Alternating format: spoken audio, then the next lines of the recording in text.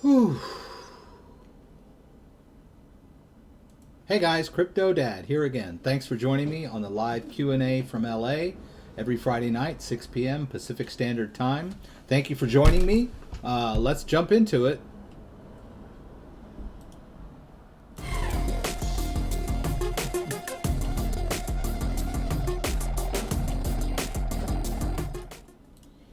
All right, welcome everyone. I'm just gonna greet a few people here. Parlay Cross was first. I don't know if there's any prizes. Parlay, you might want to maybe have a little private chat if you're up for it. I think you know my email. Just send me an email and I'll invite you to a Zoom chat. And we can chat it up a little bit just to get to know each other if that suits you. And then the email, you should all know my email. God knows all the spammers know my email. Okay, so Parlay, welcome. LTC Perosi, welcome. Shahid, welcome again, once again. X3457, welcome. Mr. David, I see you've got your phone charged. That's good. We were chatting last night or the night before, and his phone died on him. I'm hoping you got your laptop back up again. At least, you know, the internet part of it.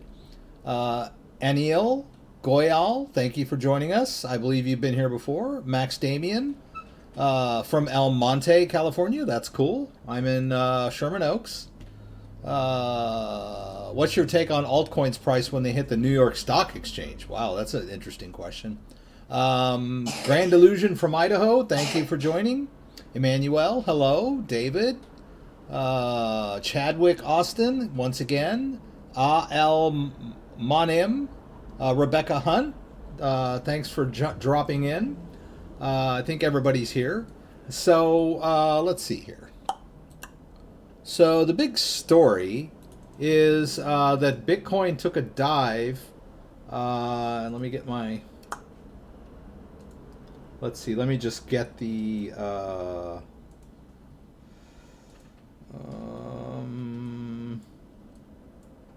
okay, I guess that's the story as is, right? Crypto markets see major correction.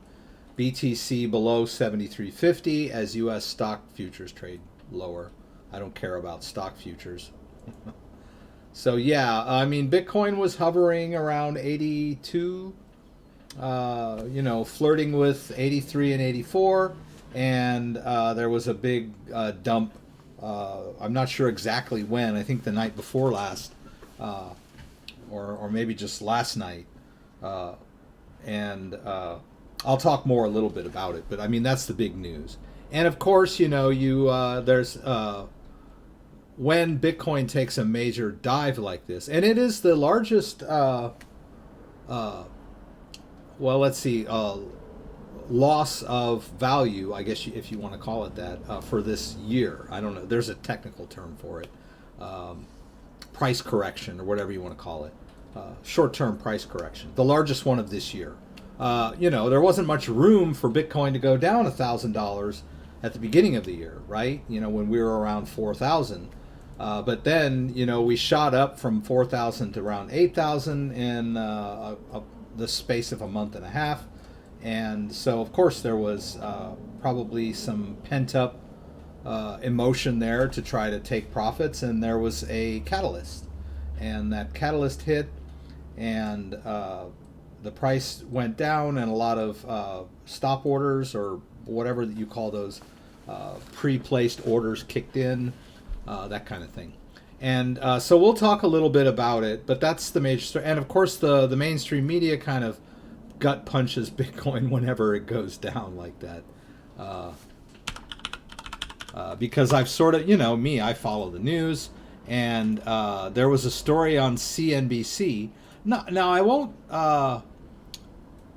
swinging wildly. Okay, so Forbes is talking about it now, but Forbes has been talking about Bitcoin for several months now. I think probably most of this year. But there was a story on CNBC. If I can find it, I probably can't. You know how it is. I never can seem to find the story I'm thinking about. But anyway, you know, CNBC is a pretty major news organization, and they brought up the fact that Bitcoin had took a dive. Oh, here's new more. Oh, okay. Anyway, I won't get distracted too much by that. So, and let's talk a little bit about that dump and how it occurred. And apparently it started on Bitstamp. Here we go. So there was a large sell on Bitstamp for US dollars of about $250 million worth of Bitcoin was sold in, I guess, one fell swoop on Bitstamp. I personally don't use Bitstamp. And it was, I don't know, I'm trying to think how many Bitcoins it was. Maybe 5,000 Bitcoins. I'm not sure. But anyway, apparently, if in reading this article carefully, it looks like they made the sale at 6,200 right here.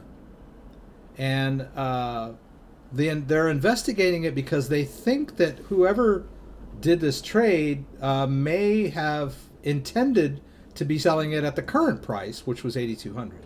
So it's a little off that someone would just kind of jump in and sell that much Bitcoin at that far below the market value. I guess you can put in, you know, when you set up your trade, you can set the price, right? You can set the amount of Bitcoin you intend to get. Maybe they made a mistake. We'll see. But they're investigating it because it seems either it was a mistake or it was sort of suspicious. And so, of course, it caused this flash crash, which kicked in a bunch of other algorithms, which caused the price to go down even more. Now, there are a lot of stories about how this is going to affect the Bitcoin market, and good and bad, right? So I've collected a few of them here that you might be interested in. And this kind of just goes to show you, really a lot of people have educated guesses, but, here's the major. Bitcoin suffers biggest intraday price drop for over a year. That was tanked by 1,702, right? From 82 to 62, which seems more like, well, anyway, that was what the measurement was, right? Okay, so here is a story. Let's see. Here's it. Let me give you the bad ones first. Okay, so one of them, one of the analysis said that this correction is in progress, and there could be another dump of 1,300 down from where we are now, right?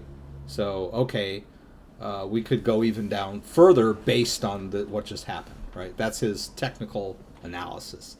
And, they go through the charts and all this stuff. And then, let's see, another article said that Bitcoin's tumble has caused a lot of technical damage, says an analyst. I think the drop has caused a lot of technical damage in the short term, and the way it dropped is kind of a reminder that things like that can happen again, sort of referring back to the 2018 crypto winter. Right, so it's bad news, right? According to his analysis, it's bad news. And then I found this other article, and then I also saw an analysis of an article that I didn't save, where someone said that the price of Bitcoin is going to go down to 5,000 before it goes back up again. But that analysis, that analyst thought that Bitcoin was going to go much, much higher in the future, but in the near term, he thinks it's going to drop to 5,000. And then here is an article that says the vicious crypto crash could supercharge the Bitcoin price rally to 20,000. So this guy's saying it was good news for Bitcoin because the logic here is that when Bitcoin is going straight up, nobody knows what's going on, right? I was talking about that last week. How it's Bitcoin is on the rise, nobody knows why. They can't make excuses for Bitcoin like they do the stock market, right? The stock market, they've always got a little meme. Well, the stock market went up today because the trade talks turned sour, or the trade talks were good. It went down because the trade talks went bad, or this data got released or whatever. They always have a news story to tie the stock market to. But with Bitcoin, they get mad because they can't figure out why it's going up.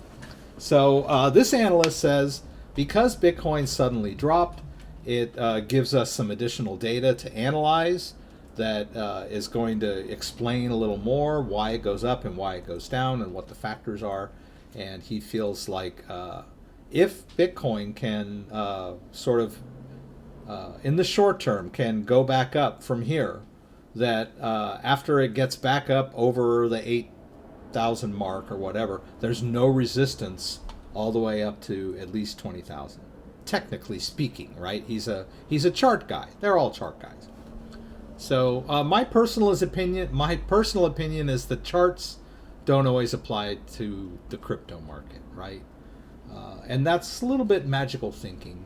I used to think that back during the dot-com bubble, when it was just shooting to the moon, and there were all these doomsayers saying that it was it was a bubble, it was going to crash, and it always does, and the market is cyclic or whatever. And I was, back in the late 90s, I was like, no, it's just going to keep going higher because we've never been in this situation before. It's a technical revolution, the internet, blah, blah. Well, I was wrong back then. But my personal opinion is that it's hard to predict what Bitcoin's going to be doing based on traditional market analysis. That's just my point of view. All right, and then a couple of other big stories that came out. Amazon has won a patent for proof of work cryptographic system, and that's pretty darn cool. There's a lot of buzzwords in this article, but they were awarded a patent for blockchain-based technology similar to Bitcoin. There's proof of work and proof of stake. Those are the two big ones. And this is a new proof of work algorithm, and it's using cryptography. I won't bore you with the details, but it's Amazon, and they were just awarded a patent. And I guess the patent was applied for back in 2016, a while back. And they're talking about cryptographic keys and digital signatures and public signing keys and that kind of stuff. So it's a real world application of advanced cryptography, which is what Bitcoin is really.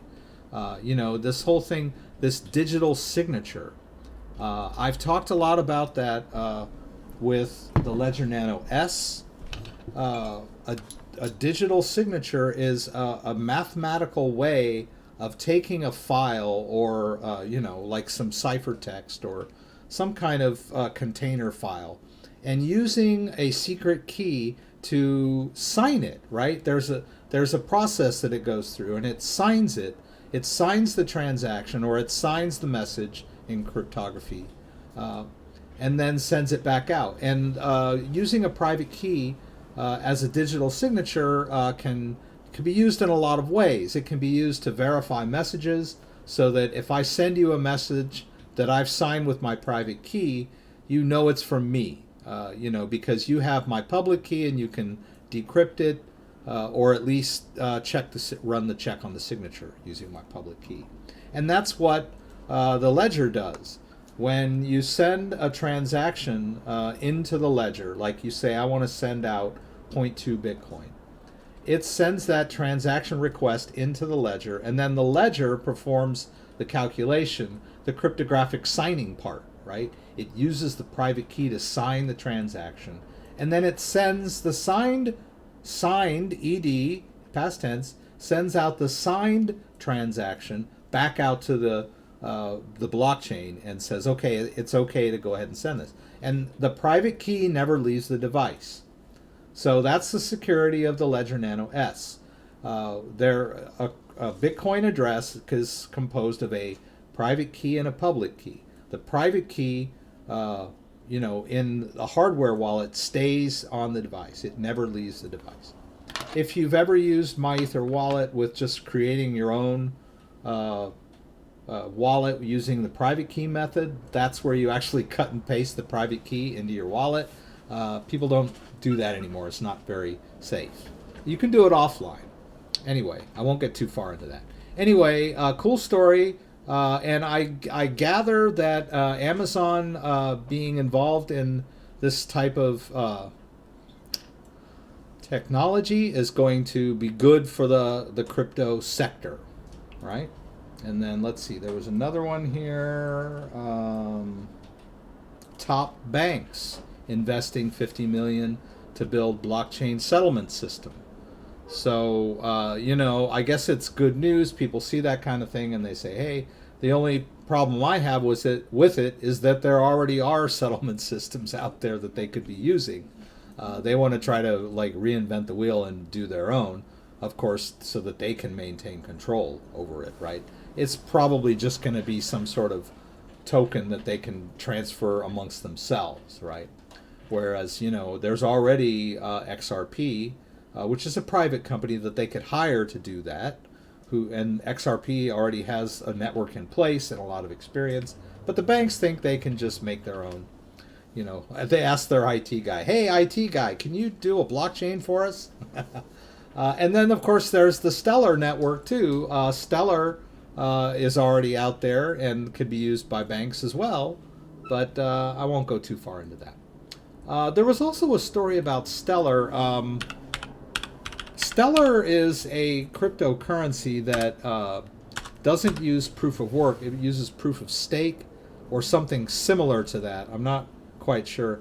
But it has a, what's the word I'm looking for? A confirmation type of network. And they were down. There were some nodes, some developer nodes went offline, and then the other nodes that were still out there on the network weren't able to get a consensus, which is they weren't able to query the rest of the network and get transaction consensus because of these developer modes that went offline. It was only for 2 hours, but a lot of people pointed out that there is a weakness in the Stellar network because of this. It's too centralized, right? Why is it that when the develops, a handful of developer nodes go down, that the whole network went out? I don't know. I like Stellar. Every network has its glitches, so we'll see. But it wasn't that it got hacked or anything or attacked. It had some technical difficulties. It went down for 2 hours, which, YouTube goes down for, YouTube went down for about 6 to 8 hours several months ago. Amazon goes down. I mean, big networks go down sometimes. All right, so let me see what people are asking. I saw one question early on. Someone asked me what I thought would happen to the altcoin market once they got listed on the New York Stock Exchange. I don't know how long it'll be before altcoins get listed on the New York Stock Exchange.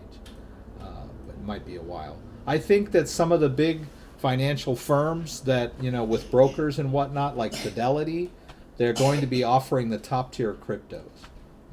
Bitcoin, maybe Litecoin and Ethereum. I don't know for sure, but definitely Bitcoin.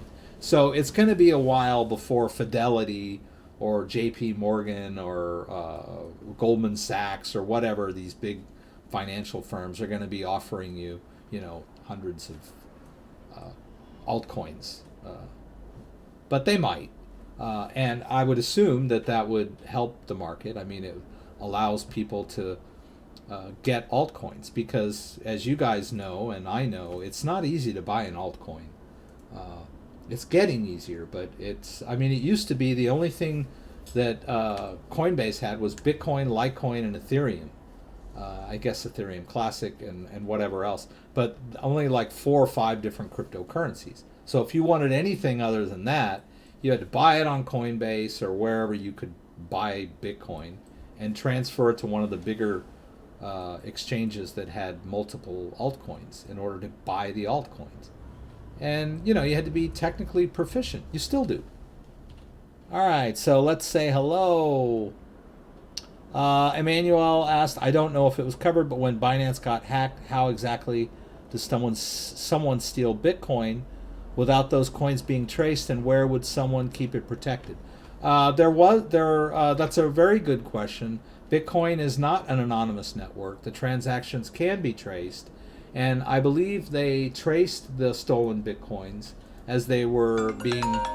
Oh, I'm sorry, I have to take this. Hang on. Hello? Hi, Sandy. Hi. No problem.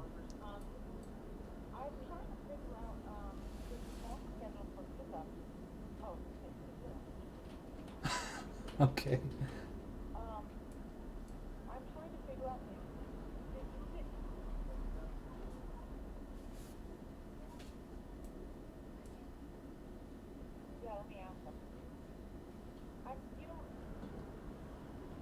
Are we talking about Alyssa's box or Lisa's box for San Diego or anything? Mm-hmm. Okay. Demetrius, go ahead. All right. Sorry, guys, I'm still working, and the office is calling me about deliveries, that kind of thing. And she's going to be calling us back soon. Betty, hello. Mustafa, hello. Share your bookmark Google Chrome. I don't know. I'm using Brave. It might be possible. Parlay was gone and now he's back. Have you ever heard of a Ledger Nano being hacked? No. But I have heard of people selling pre-configured Ledger Nanos to unwary eBayers, right? If you buy a Ledger Nano S, it has a built-in failsafe. It's an advantage, a strength, and a weakness. It has a cryptographic function that signs a transaction. Here we go with the digital signing again. It signs a transaction and sends it up to the Ledger server. And the Ledger server takes that digital signature that gets, installed on the device at the factory. So the first time you unbox it and boot it up, it sends that digital signature to the server in France, and France says, okay, this is a legitimate ledger. All right. So it verifies cryptographically that it is in fact a genuine ledger. Now, some people, they buy that genuine ledger and then they set it up. They put their own PIN on there. They have the backup phrase, and then they turn around and sell it to somebody else. And they tell them, well, it's pre-configured with the PIN. Your PIN is, 55744. And then the unsuspecting person thinks, hey, that's the way ledgers work. And he starts using it. He loads it up with crypto. And of course, the original owner can access the wallet because he has the original backup phrase. You can take that original backup phrase, that 24-word recovery phrase, and just restore to a different ledger. So when ledger owner number 2 puts 5 Bitcoin on his second-hand ledger, ledger owner number 1 can create a mirror ledger and just transfer that coin somewhere else. But I've never heard of the original ledger getting hacked. There were some stories about some weaknesses of the ledger that were, some guys at one of these universities did some tests on it, kind of like reverse engineering a little bit, and they came up with some exploits, and they made a big deal about it. But Ledger answered all of those exploits, and the main thing about the exploits were that someone had to have physical access to the device in order to do it. So no one is going to hack your ledger remotely, right? But if they get their hands on it, there are some vulnerabilities, right? But that, you know, that's I'm not going to let someone grab it. Someone might steal it, but Ledger addressed some of those vulnerabilities, and I think they had to do with getting access to it right after it was used, right? It couldn't, had to still be warm or whatever. I don't know for sure. But anyway, Ledger addressed some of those vulnerabilities, but as I said, they're physical vulnerabilities from someone who has physical access and has their own lab, you know, with electronics and all that stuff. So, but no, I've never heard of it being hacked outright.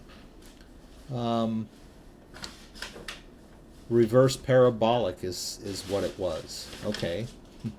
I'm not sure what that, if that's what if you're referring to what Max is talking about.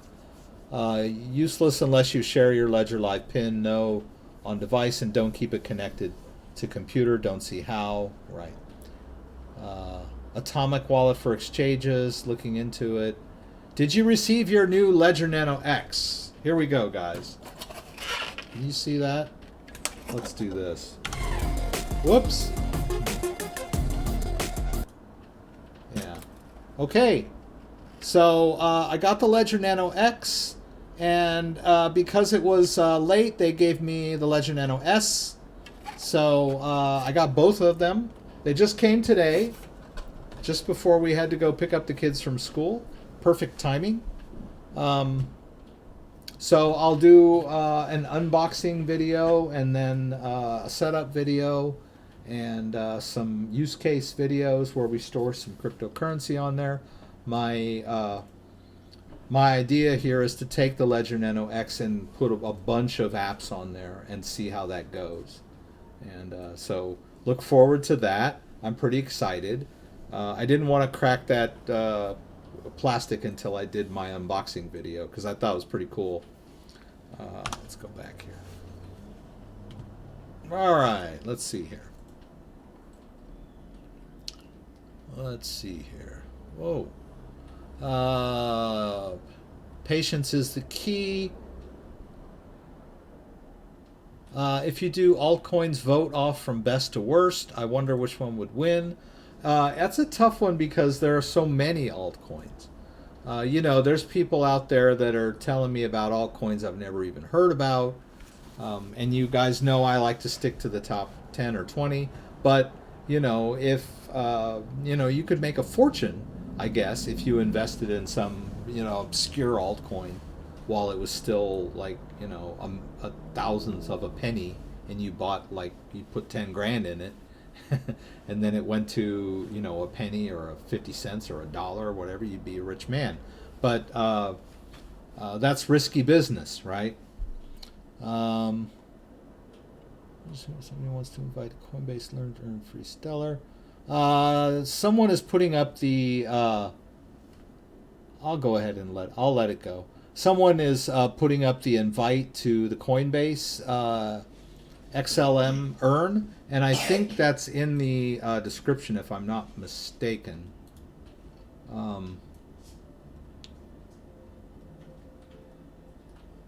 Maybe not. Oh yeah, here. Yeah. If you go down in my description, there's a link to the Coinbase Earn page where you can earn cryptocurrency. I would highly recommend it to go ahead and do that. It's free crypto. All you got to do is watch a video and answer a few questions, and it's pretty easy. Strong key. What's our favorite altcoin? Altcoins are bullish. Chadwick wants me to show a link of something. Looks like his website. Held for review. Oh, I thought I just looked at it. Oh, there it is. Is that it? Okay. That's Chadwick Austin's website. Let's see what that's all about. Okay, Chadwick. You've been on the stream a few times, so I don't mind throwing it up there. All right.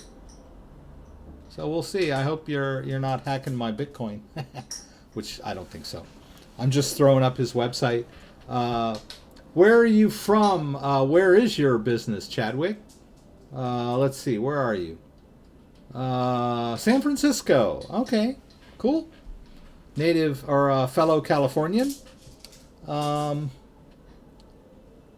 Privacy doesn't stop people from making mistakes and getting their coins stolen. Yes, showing your private key or your backup phrase to anyone can get your coins stolen. So please be careful.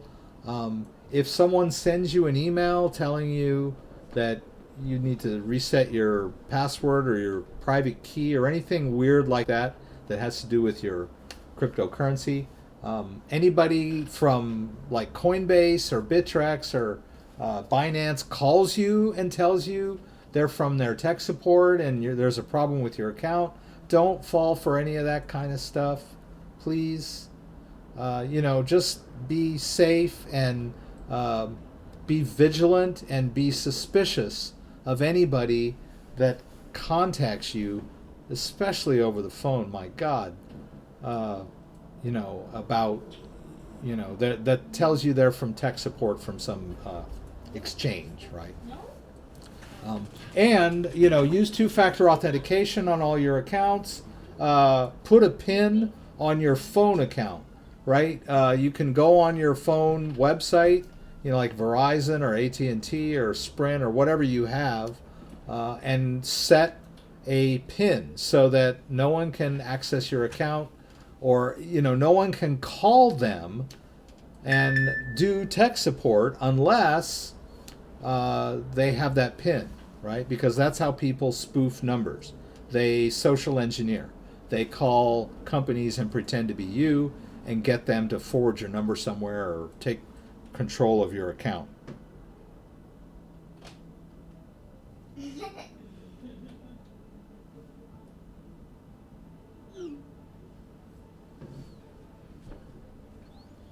I gathered slips on Wednesday because of payroll, and we weren't very busy the last couple of days. Period. Maria probably has some slips at her desk, if she needs empty ones.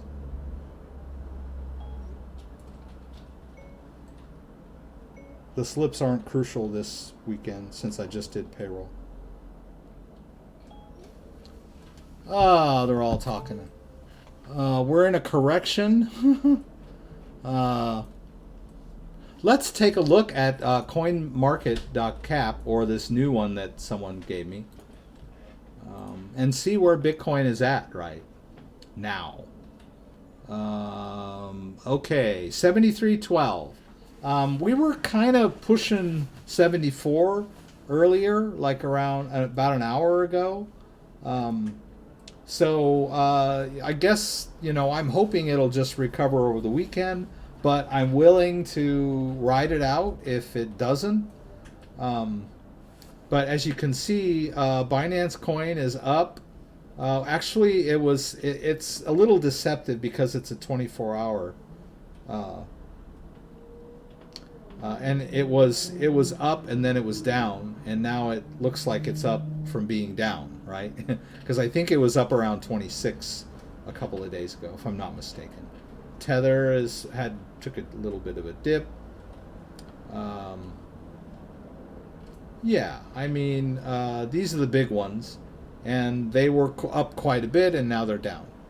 And they're starting to come back a little bit, though. So let's hope over the weekend that Bitcoin can get itself back up to 8. That would be great. And then I think, like that article said, there's not much standing in its way. But if it hovers, around the mid-7s for a few days or a week, I can deal with that. As long as it doesn't tank down to 3. Even if it tanks down to 5, I can deal with that too. But let's see. My hope is that it'll pop back up over the weekend. We'll see what happens.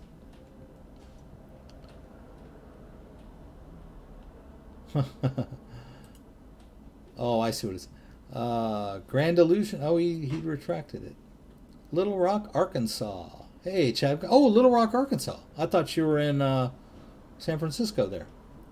Most, okay, I get it. Okay. Landing page. Any comments on news article Bitcoin ETF approval rumors fly as ETF conference welcomes Crypto Mom? Who is Crypto Mom? ETF may be delayed. Well, we've been talking about ETFs since late 2017.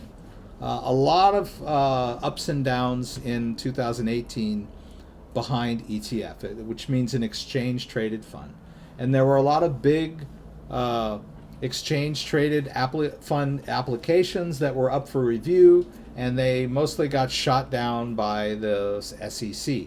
Crypto Mom is a member of the SEC, not the chairman, but a member who's a vocal advocate for cryptocurrency regulation or recognition.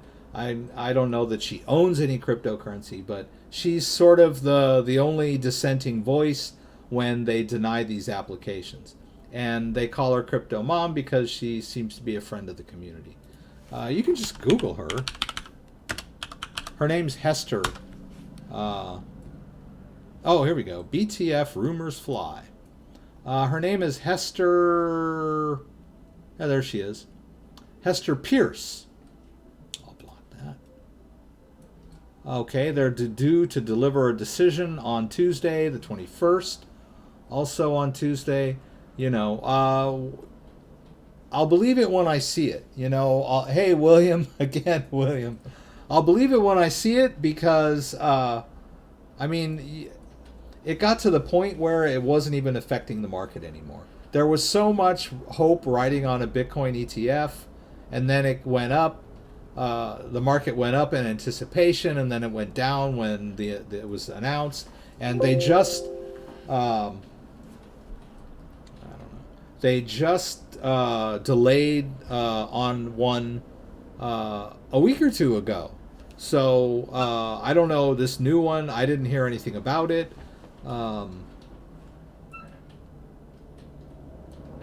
Okay, so she's going to give the keynote speech, and she is supportive of Bitcoin exchange traded funds.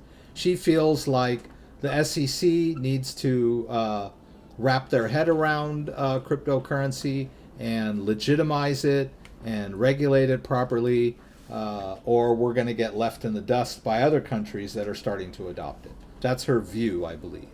I might be oversimplifying it there. So William is here. I'm going to show his website again. Can I do this? William, I do. If I do William May Los Angeles, right? It auto completed for me. He's not a pediatrician. Real estate. Real estate.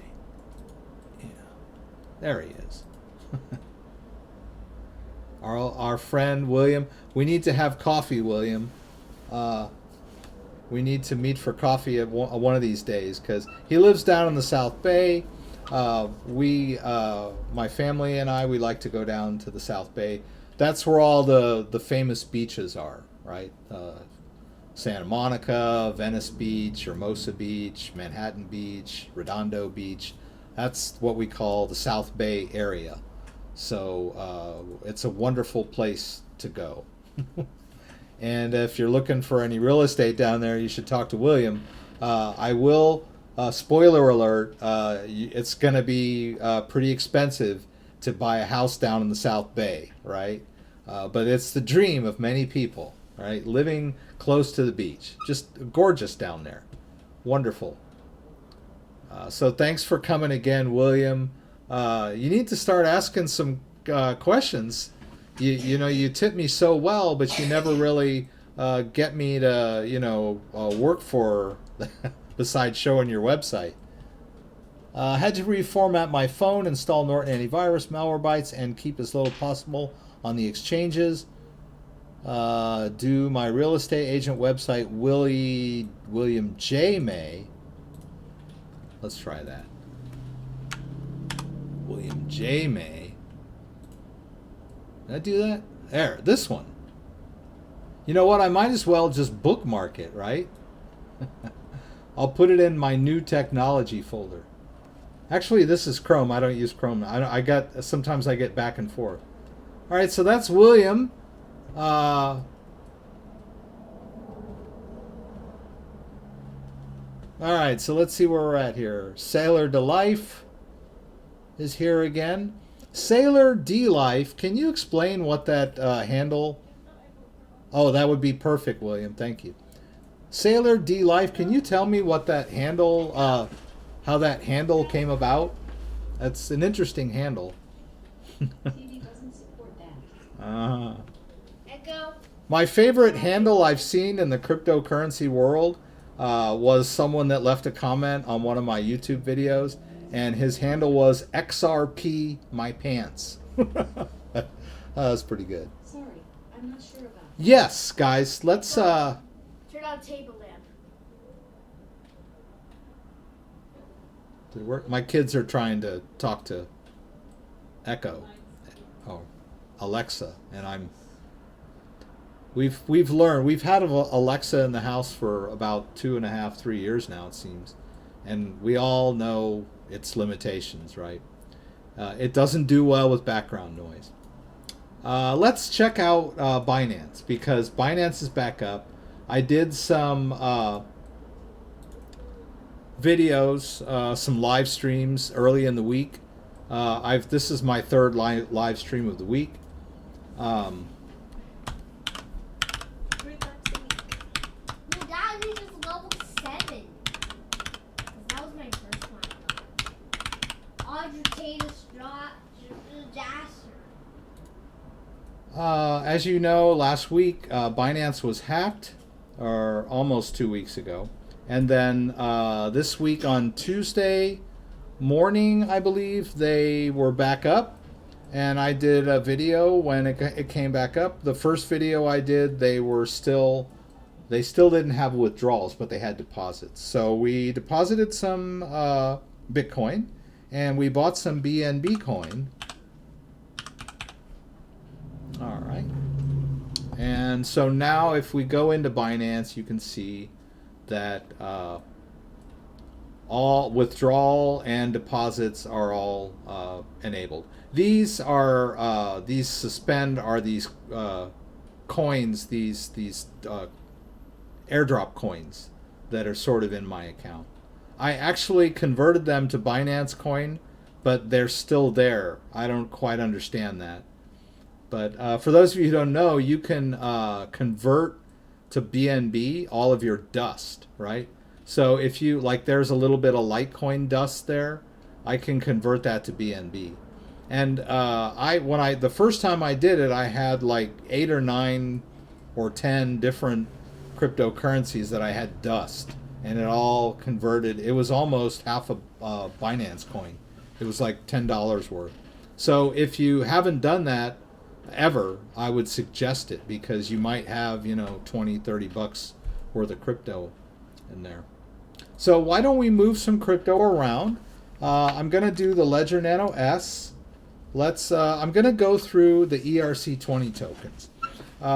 People seem to be a little unclear on how ERC20 tokens work on a Ledger Nano S, right? So we know that we can install support for different cryptocurrencies on a Ledger Nano S using Ledger Live Manager, right? And there is an Ethereum app that you can install on your Ledger Nano device. And then you can install an Ethereum account in Ledger Live and look at your Ethereum balance, all right? So we all know that. But what people get confused about is, how do I put ERC20 tokens on a ledger? And you can do it. You just put them in that Ethereum address, because ERC20 tokens are sub-tokens on the Ethereum network. So if you have an Ethereum wallet, and you do on your ledger when you install the app, then you can send ERC20 tokens to that Ethereum address, and they will be there. You won't be able to see them in Ledger Live, but they will be there. If you want to see them and you want to manage them, then you need to use My Ether Wallet, which is a different interface to the same wallet, right? So I think that's what's confusing to people. So I should have actually showed you exactly what I was talking about. Let's get this going here. All right.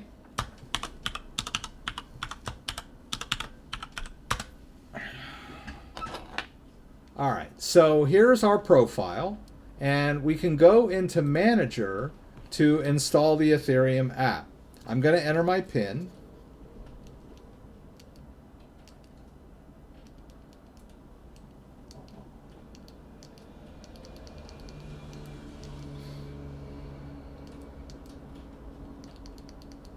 Whoops.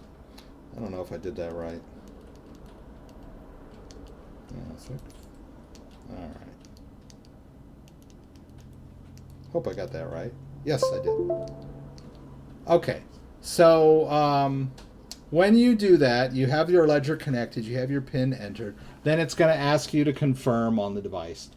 All right. Now, in my case, I already have the Ethereum app on here, right? All right, so I have the Ethereum app on the device already. And so that means that there's a private key and a public key in this wallet. The public key is the address that you can send Ethereum to from somewhere else. The private key never leaves the device. It's only used, William, thank you. Can you store TRX on your Ledger Live? We can talk a little bit about that. You cannot anymore. Well, you never could, because TRX used to be a ERC20 token, and even then you could put it in an Ethereum address, but you couldn't see it on Ledger Live.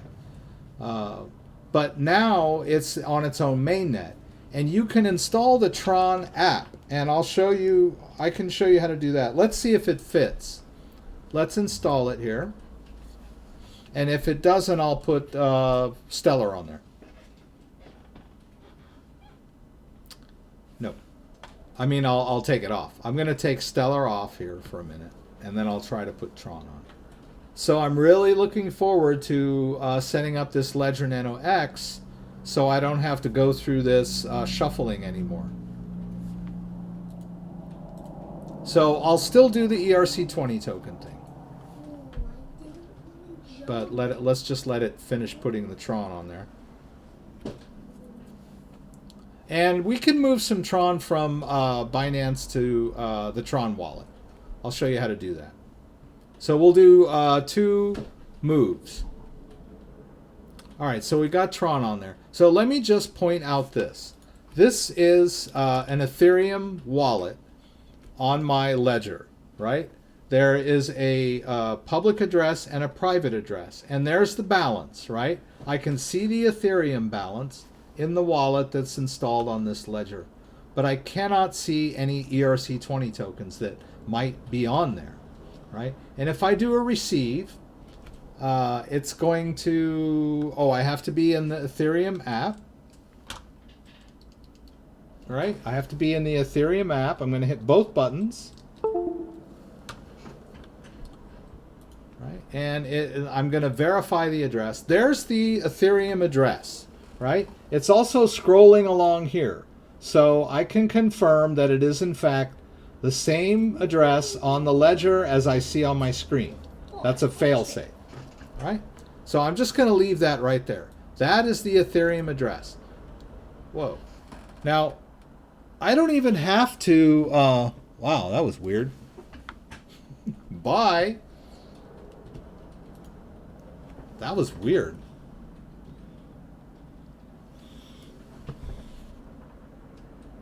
Okay. That was weird. It's still fuzzy, right? It's still not perfect. There. Not that I'm perfect. Okay, so that's the Ethereum address of the wallet on the Ledger. So everyone says, hey, why can't I send ERC20 tokens into Ledger Live? Well, Ledger Live, for whatever reason, doesn't have the interface, right? But we can do it easily using MyEtherWallet. Let's do it. MyEtherWallet. I go to MyEtherWallet, right? And I want to access my wallet. I already have a wallet. It's right here. I want to access it using their interface. I'm going to choose hardware. I'm going to choose Ledger.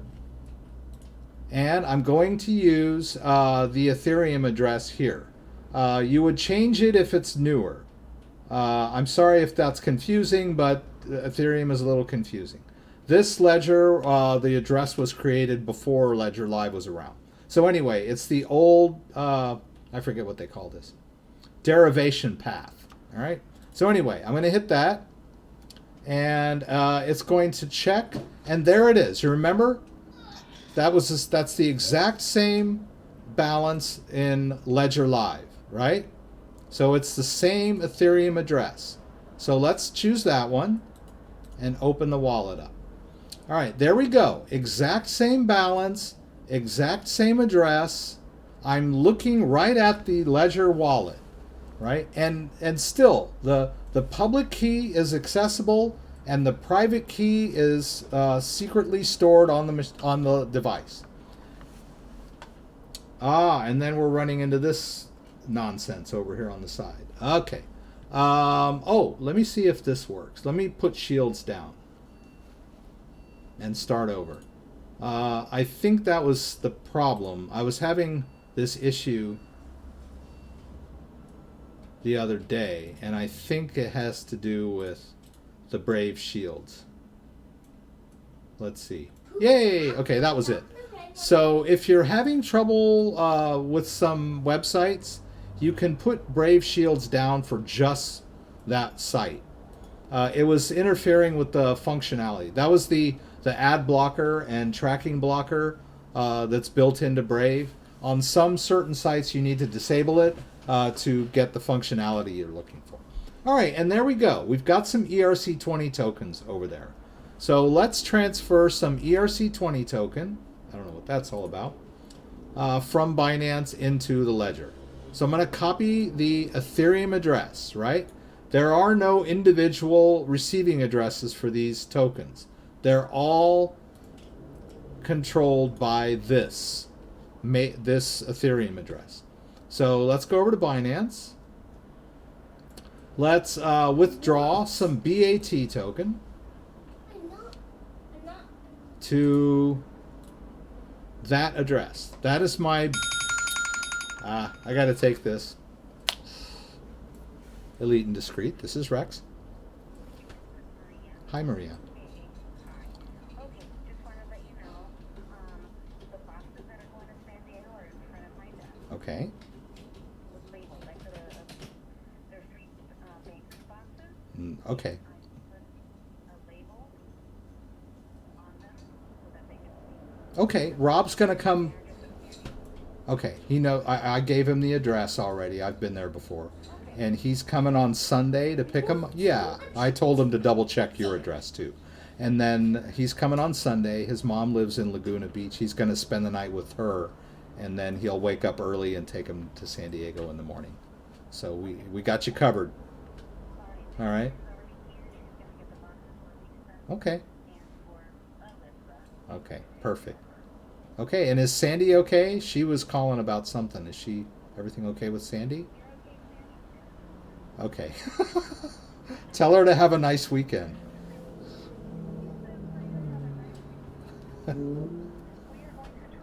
Okay, all right. Thank you so much. Okay. Bye-bye. You too. Thanks. Bye. Well, I don't see why anyone would be worried when I'm handling it, right? If they know I'm handling it, why would they be worried? But anyway, they were just double checking on this thing. All right, so here we go. BAT address in there. Let's take all of it. It's 55. It's going to cost me 4. I'm going to hit submit, and then we're going to go with Google Authenticator code for Binance. All right. And so it went. Oh, I need to confirm that with an email. So we'll wait for that email to come in. Stop it, you noob. And while we're waiting for that, let's buy a little Tron, right? Let's buy some mainnet Tron.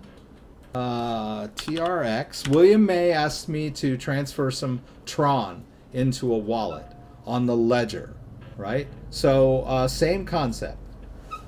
So we'll do that. But first we need to buy some, right? I need to get a little bit. So let's see. I can do BNB. I'll trade BNB for Tron, and I'll just spend 25% of my BNB. Right? That's going to get me 1,683 Tron. So I'm going to just hit buy Tron, and the market order was created. Now that's mainnet Tron, right? That's not the ERC20 Tron. This is a different. We're going to be doing things a little different. I'm still waiting for that confirmation email from Binance.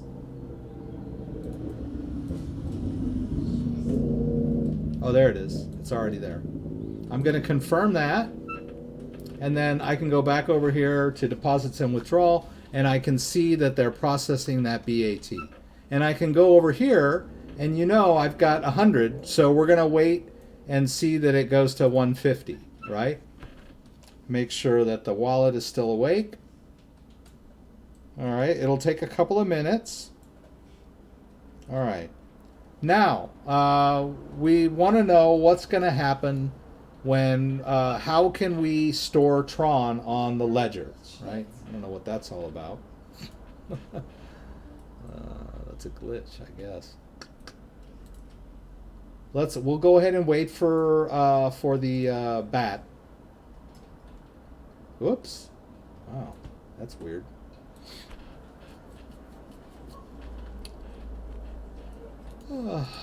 You know what? I'm going to do this in Chrome. I guess my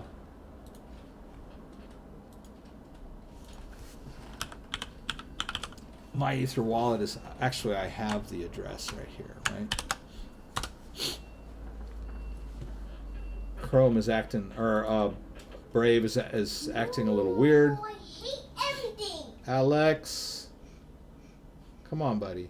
That's my one place. I don't care if somebody wins. Okay. All right. Okay. Ugh, we're getting that same problem. Ugh. Doggone it. Wow, so many reverse now. Oh my gosh, I cheated. I reached it, newbie.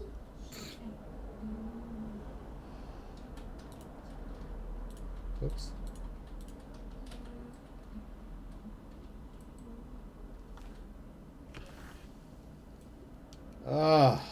I don't know. Something's going on. All right. Always happens when I have company, right? I don't know why these ERC20 tokens aren't loading. It's really weird. I mean, it's not that they're gone. It's just that the website is not functioning properly. It's not displaying what I know is there. We're still getting that. Okay. Yeah. It must be a glitch. Oh well. So we'll have to wait. Maybe we can go back to that and see what happens. Let's mess around with the Tron, right? So we have the Tron on the ledger, right? We did that earlier. So I'm going to quit the Ethereum app. All right, and I'm going to go into the Tron wallet, right?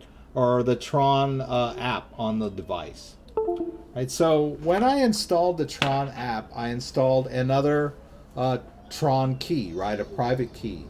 A private key on the device and a public key in the wallet, right? So how do we access the Tron that is on the ledger, right? All we have to do is go to the Tron website. Right, we go to the Tron website, and then we go over here to wallet. Oh, these are some different wallets that you can get.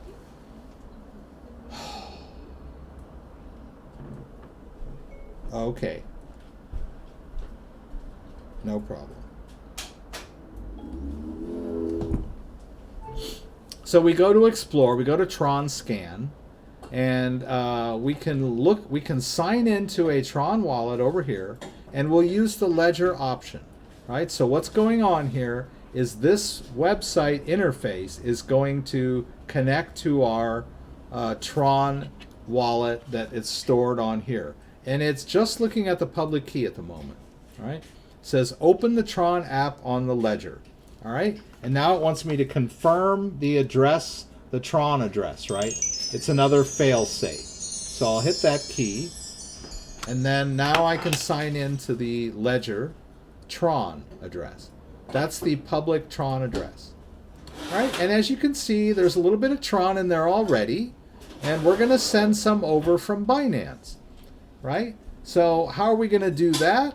Well, we'll just go over here to Wallet, and we'll choose Receive. Actually, we don't even have to do that. The address is right here. But I can do it this way too. Right? Same address. So I'll copy it into my clipboard. And if I were using like a phone-based Tron wallet, I could scan the QR code. But I'm not. I'm using the desktop version of Binance. So, yeah, we'll check our BAT later. In MEW, maybe it'll load. I don't know what's going on with MEW. But it doesn't mean the crypto's gone. It just means the website isn't functioning properly. So let's go to balances. And we should have some Tron in there now. Right? So let's do a withdrawal. And where's what Tron address? That one that I just copied. My Ledger-based Tron address. And I'll just send it all. Throw all caution to the wind. Right? I'm going to hit submit. And I need my two-factor authentication. Google. I advise you guys to always send a little bit first just to make sure it's working. I've done this so many times, I'm not really worried about it, but it would behoove you to maybe do a test transaction just to make sure you're doing everything correctly. All right? Whoop. It's going to go through that same process of sending me a confirmation email, which I can check over here.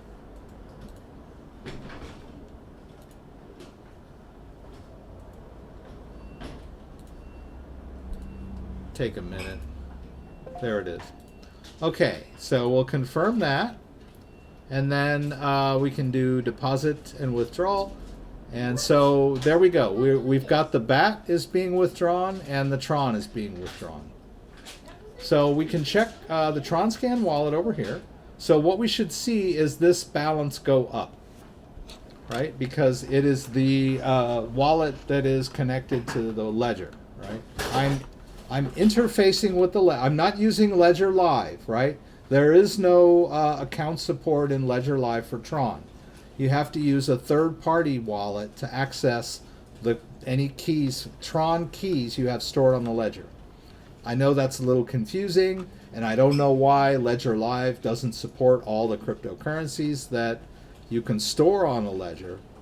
But I guess they decided, well, if the best they can do is store the private key and let someone access it with a third-party wallet, I guess that means they can claim they support it, right? So they don't have to write an app for it. But that's how it goes, right? There are some cryptocurrencies that are not supported in Ledger Live, but you can install the app and store wallets on there. So that's the case with Tron. So I'm just going to do a refresh. And I've still got the Tron app open. So I'll just sign in again. It wants me to confirm that address again, I guess. Oh, Jesus. I'm going to get out and get back in.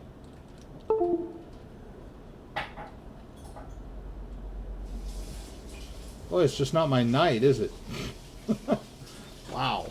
Okay. All right. Let's try this again. Ledger. Okay, there we go. Now it's asking me to confirm the address. Sometimes order matters. Boy, am I hitting this or am I not hitting this? Okay, there we go. Come on, baby. What is going on here?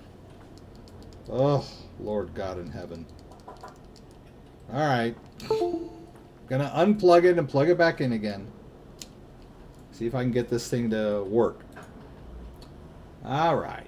I'm just going to close everything. We'll start from scratch. All right, I'm going to re-enter my PIN. I guess you can see some troubleshooting steps while you're here. To me, it's like epic fail trying to do a demo and I can't get it to work. But I'll get through it. Alright. It worked the first time. I don't know what happened. I must have gone in and out too many times, right? Alright, so I'll enter Tron first. Right? I'm going to enter Tron. Right? I'm going to sign in using the Ledger option. And then I'm going to confirm that address with hitting the button. There, it worked. God only knows why. Man, that was a pain, wasn't it? Okay, so the Tron is still not there yet after all of that. So we're just going to wait. All right, someone will not stop texting me. Okay. Great, thank you. Period. Have a safe drive. Period. Let me know when you're there. Okay. When I first started dispatching, there was a driver that didn't know how to text. And every time he made a drop or a pickup or whatever, he had to call me and I had to talk to him. And you know, now all the drivers just text me, but even that can be irritating with it. Okay, I picked up, I dropped. Anyway, hopefully we can see this Tron coming soon. And then we'll all be happy again. I can just kind of sit here. It will update on its own if I just sort of sit here and wait for it. In fact, at this point, I don't even think I need the Ledger attached. Right? I can switch over to my Ether wallet and let's see if we can get that to work. Right? Because that was frustrating. I'm just going to exit Tron because now that I'm viewing the public key, I don't need the Ledger attached. At least I hope not. We'll see. All right, so let me switch over to Ethereum. Access my wallet. Hardware. Ledger. Hardware. Ethereum. This address. Please show me my ERC20 tokens. Okay, there we go. All right, so we've got 152 BAT. So the transfer is complete over to the Ledger Nano S.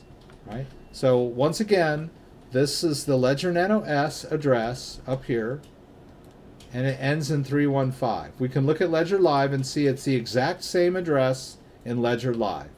It's just that Ledger Live doesn't have an interface for ERC20 tokens. This part over here. All right. So I hope that clears that up for people that were a little confused about how you store ERC20 tokens on a ledger. Right? Let's go back over here. Still waiting on Tron. I don't know. It might take a couple of minutes for that to go down. I'm just going to quit Ethereum and go back over to the Tron app. I'm going to do a refresh here. It should bump me back out. All right, try this again. I'm going to confirm the address. That's good. Still waiting. It's going to be one of those nights. All right, so let me go back over here.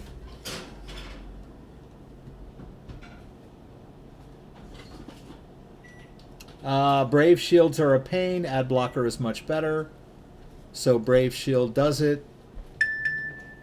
Well, Brave Shields are there for your benefit to block ads and trackers, but they can be problematic when certain websites have some functionality.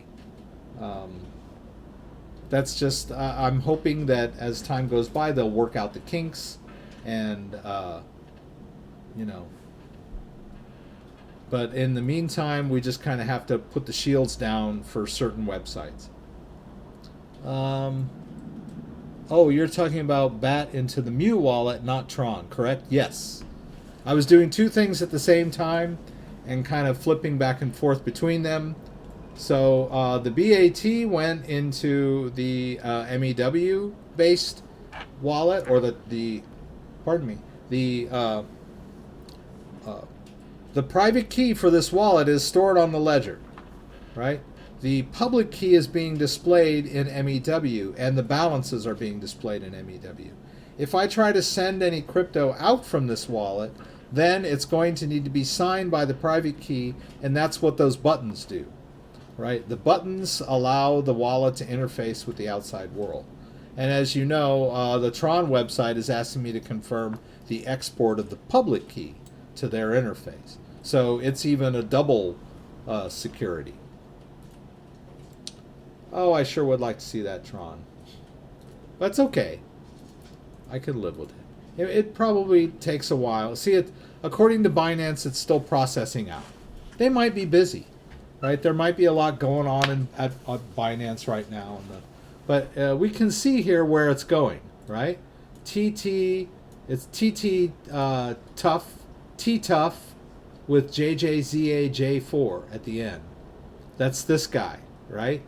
We're sending it to, oh, there it is. Yay! All right, so the Tron now is safely been transferred from Binance into this Tron-based wallet where the private key is on the ledger, right?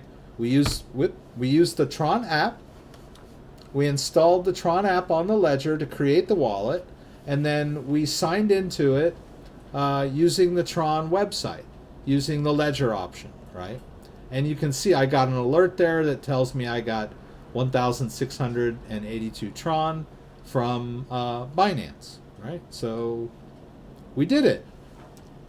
And as you can see, there were quite a few glitches along the way, a little bit of frustration even on my part. But you know, none of this is smooth as silk, right? It's not like, your debit card, when you go to the ATM, just pretty much always works. But there are times when the ATM is not working, right? So there's glitches in everything, right? Nothing is perfect. But with cryptocurrency, there's a little more of, that troubleshooting. And when you're dealing with money and value, I know it can be really frustrating and gut-wrenching and heart-dropping and all of that stuff. I mean, just think if I was transferring $10,000 worth of Tron and the wallet wasn't working, right? Or the wallet was glitching on me. I would, maybe be freaking out. But none of these issues are really with the Tron blockchain or the fact that I'm moving the Tron from one address to another. These are just wallet interface issues. So I know it's a little frustrating, maybe a little confusing sometimes, but it works. And hopefully the interface will improve as time goes by and crypto will become more mainstream. But here's the thing. For those of us who are willing to brave these technical challenges, we're the ones getting our foot in the door early on, right?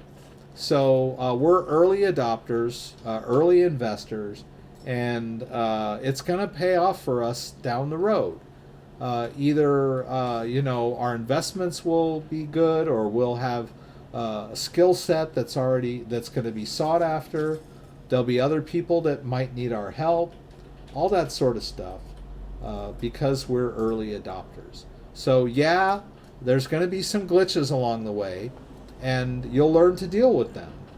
And then as time goes on, there'll be less glitches, and you'll just be talking to your grandkids and telling them, yeah, back in my day, you had to connect ledgers and install apps, and now it's all easy.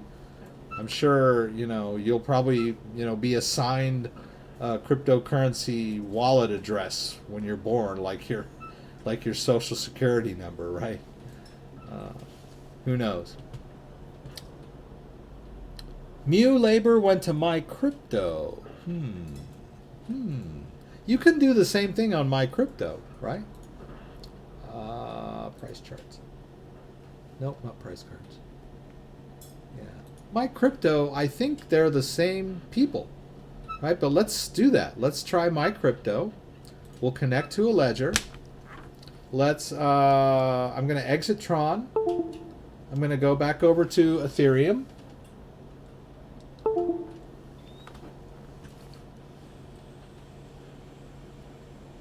right. I might have to start that over again. Let's try that again. There. Maybe it won't work. Let's see. Okay, there we go.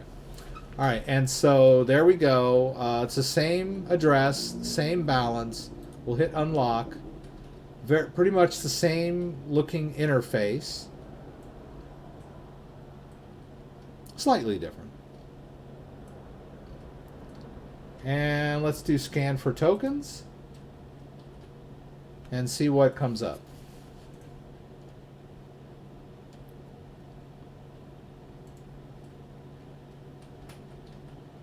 So the important thing to remember is that the wallet keys are stored on the ledger, and the same Ethereum wallet can be accessed with Ledger Live, MEW, and as we see here, My Crypto. We can use 3 different types of interfaces to interface with the wallets that are stored on this ledger.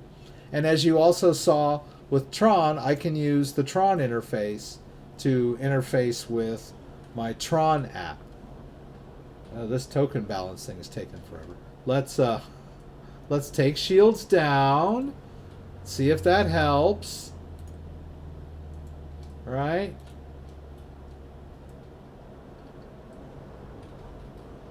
It seemed to make it worse, right? Okay. Alright, there we go. Oh no, that's not it. So let's scan for tokens again and see if maybe shields was causing that issue, that hang issue. There's more than one way to skin a cat. How did you get the bookmark icons to show in Brave browser? In here, under bookmarks, you can say show bookmarks bar, right?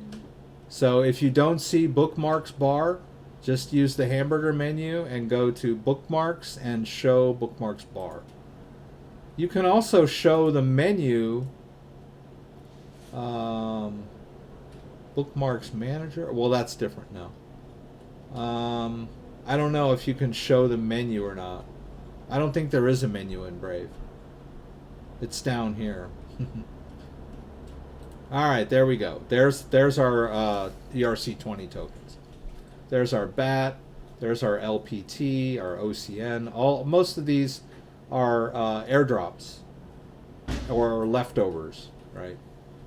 But that's the important one, right? We transferred 50 BAT over and successfully, right? And we can look at it from different angles, right? Different interfaces. Is it a pain sending your current coins from Nano S to Nano X? Well, I'm going to find out. I'm assuming that it won't be too bad. Basically, what I'll probably need to do is create some empty wallets on the Ledger Nano X. Now, you might be able to have them both connected at the same time. You might not. But at the very least, you can just note, like in a text file, the public addresses of all of the new wallets you've created on the Ledger Nano X. Like, for example, I go to the Ledger Nano X, I set it up, I write down my backup phrase, I put it in a safe place, I create a Bitcoin wallet, I install the app and set up an account, and it's an empty Bitcoin address. Then I copy and paste that public address into a text file. Then I disconnect the Ledger Nano X, I connect my Ledger Nano S, I go to my existing Bitcoin wallet, I do a send, and I use the address from that text file in my send field, and I transfer my balance, maybe a small amount just to test, right? And then I disconnect Ledger S, and reconnect Ledger X and make sure that it arrived, and then I'm good. Now, it's quite possible I could have them both connected at the same time. It's quite possible that I can be using Ledger Live and support multiple ledgers, and along with a Ledger Nano X. But I don't know yet. I haven't tried. So I'll definitely go through all that. You know, I'll do a unboxing video, a setup video, transfer your balance video. I'm going to be pretty busy the next couple of days and weeks with the Ledger Nano X. So I'll do my best to make it clear and step by step, just like I've always done.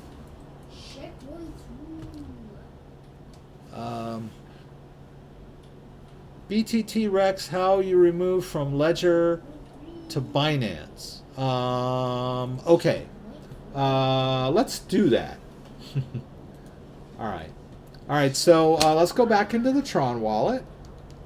I'm just going to quit the Ethereum app, and I'm going to go back into Tron. All right. I'm going to refresh this just to make sure that I have full access to the Tron. All right, I'm going to confirm the address there, the Tron address. Going to sign into the wallet. All right, so there, I have some BTT. How do I put it back on Binance? All right, so let's go over to Binance. Let's see where Binance. Let's go to BTT. All right, there it is. Let's do a deposit. And I'm going to copy the address there, right? Notice that looks like a Tron address, right? So I'm going to, and we have 0 BTT as it stands, right? Let's do that. You can see I have an empty BTT wallet. Let's go back over here to Tron. All right, and there's the BTT. We're going to do a wallet, and we're going to do a send. Right, and instead of Tron, I'm going to send BTT. So let's go down here. Where'd it go? There it is, BitTorrent. All right, and how much am I going to send? Let's just send 100, right? All right, and Binance. All right, we're just going to test it to make sure it goes to Binance. Well, let's hit send. Oh, I have to put in the address. There's the address of the Binance BTT wallet, right? Right there. TLLWBX. Just eyeball it to make sure that that's the one. There it is. Let's hit send. And hopefully this thing will work without crashing on me. Confirm transaction. Right? I'm going to need to confirm it on the ledger because I'm sending out. Oh, I guess I didn't. Oh, yeah. Confirm on the ledger. So now the private key is signing the transaction, and it wants me to know, is it okay? Yes. I'm going to hit that twice. Successful. All right. Now it should show that I sent some out there. This transactions. I think you can go here to transactions. Actually, this is, I believe this is, oh, that's in. Maybe this is my wallet. I don't know. I always get confused here. I think maybe this is like the Tron network, but maybe not. Let's just go back to the main wallet. So what should happen is that should go down by 100. And then we can go over here to Binance and transaction history and deposit, right? We should see, pretty soon, we should see that BTT coming in a few minutes. We'll see how quick that goes.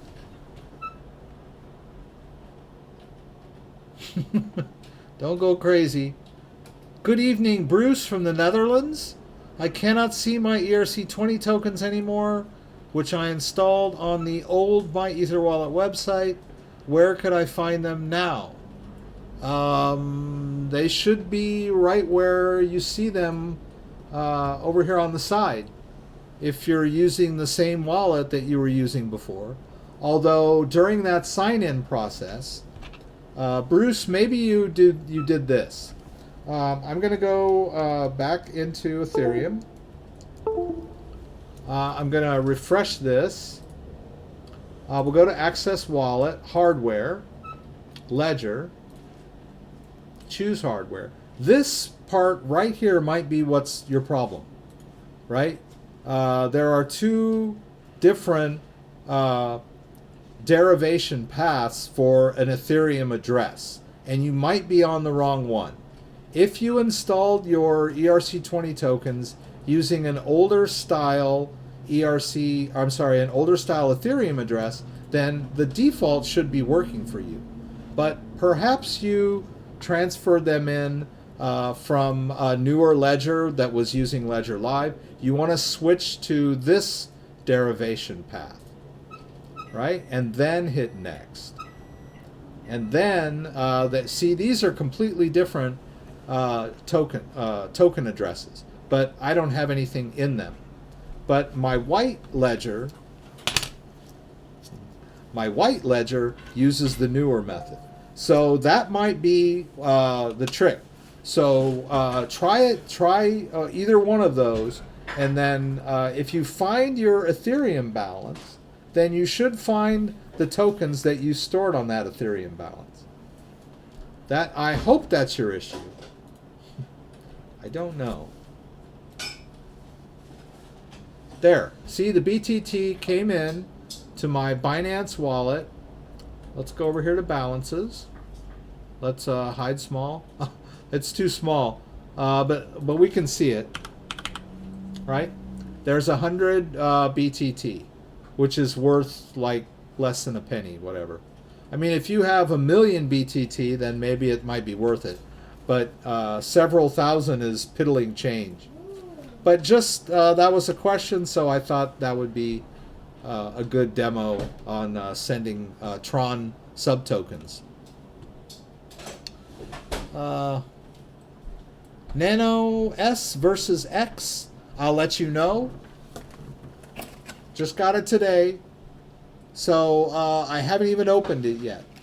So, but my early bet is going to be the X is better, right? It's the newer one. It holds more apps. We'll see. But the Ledger Nano S might still have its purposes, right? It might be a quick and easy, cheap backup, or long term, whatever. And your Ledger Nano X is your working wallet, the one you carry around with you when you're out and about, having a night on the town. Let's look at the price of Bitcoin while we're still here. Coin market cap. We're still around 73. So we'll see what happens this weekend. It's already pretty much not quite Asia yet.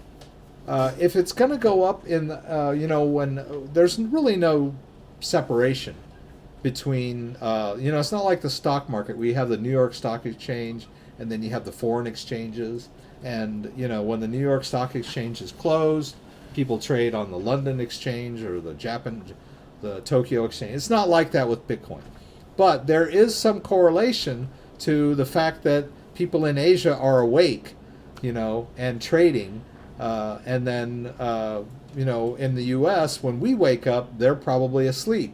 So usually if there's going to be some Bitcoin movement in Asia, it usually happens like around 10 o'clock my time, between 10 in the evening and 6 in the morning. So that would be like the Asian push, because that's when they're awake, right? So and that's usually where you see big movements. Back in 2017, when there were a lot of Chinese cryptocurrency exchanges still before they got banned, you would see just major run-ups overnight. And as far as I was concerned, I'd go to bed and then I'd wake up the next morning and Bitcoin would just have been going crazy, because people in China were buying Bitcoin. So, but anyway, maybe later tonight we'll see some upwards movement on Bitcoin, hopefully. Opinion on Coinbase Wallet? Oh, Crypto Bitcoin Chris got his today too. Yay! That's good. Sailor to Life, see that I saw the Mew app for cell phones. Just downloaded the app to get it working on the. Let's. I'll do that real quick. Let me share my phone with you guys. I'm just going to confuse you more. That's my goal, to confuse you more. There is a way to hold your private keys on your phone. All right, so Binance. So I'm going to use an app called MEW Connect. Right, so I'll tap MEW Connect. Right, I'm going to have to enter a password. So I'm going to move it over here while I do that.